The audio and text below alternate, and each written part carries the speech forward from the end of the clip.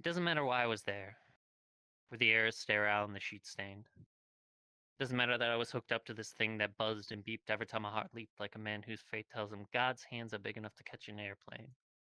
Or a world. It doesn't matter that I was curled up like a fist protesting death, that every breath was either hard labor or hard time, and every meal was too hot or too cold.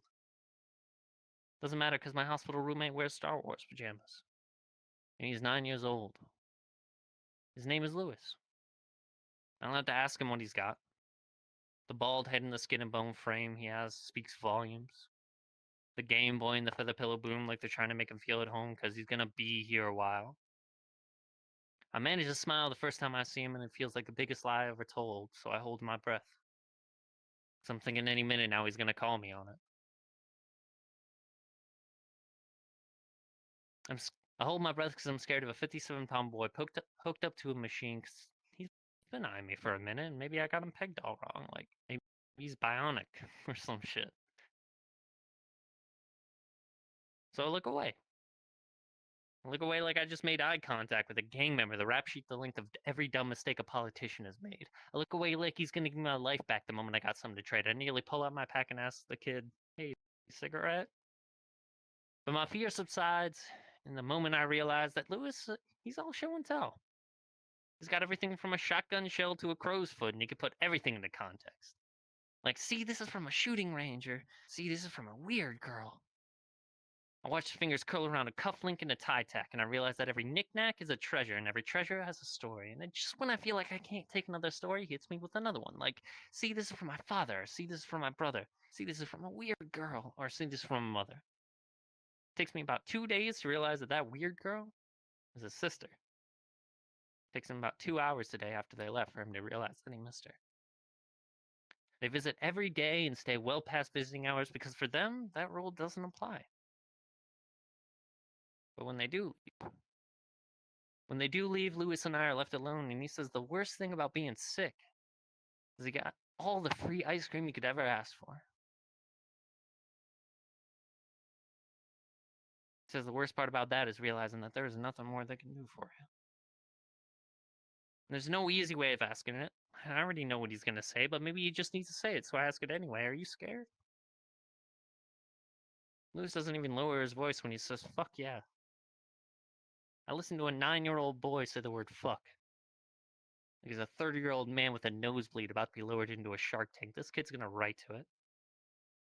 And if it takes him a curse word to get through this, I'm going to teach him to swear like the devil's sitting there with a pen and a pad. But before I can forget that Lewis is only 9 years old, he says, please don't tell my dad. He asks me if I believe in angels. Before I realize I don't have the heart to tell him, I tell him, not lately.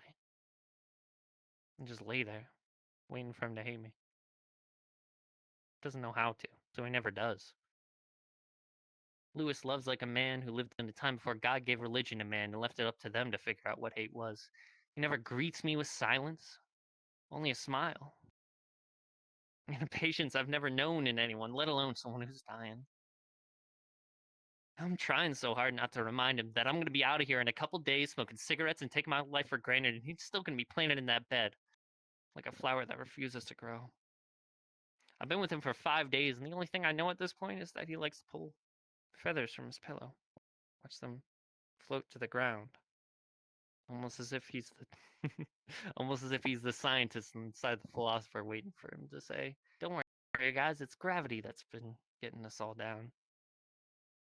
But the truth is, there ain't enough miracles to go around, kid. There's too many people petitioning God for the winning lotto ticket. For every answered prayer, there's a cricket with arthritis. The only reason we can't find answers is because search party didn't invite us. Right now, kid, crickets have arthritis, so there's no music. There's no symphony of nature swelling to a crescendo, as if we could bend halos into melodies that could keep rhythm with the same way our hearts beat. So, we must meet silence with the same level of noise that the parents of dying 9-year-old children make when they take liberties in speaking with heaven. We must shout and shatter in our own vibrations. Then let our lives echo and grow, echo and grow, echo and grow distant.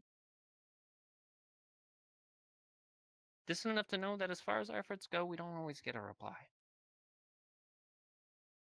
But I swear to whatever God I meet in the time I have left that I'm gonna remember you, kid.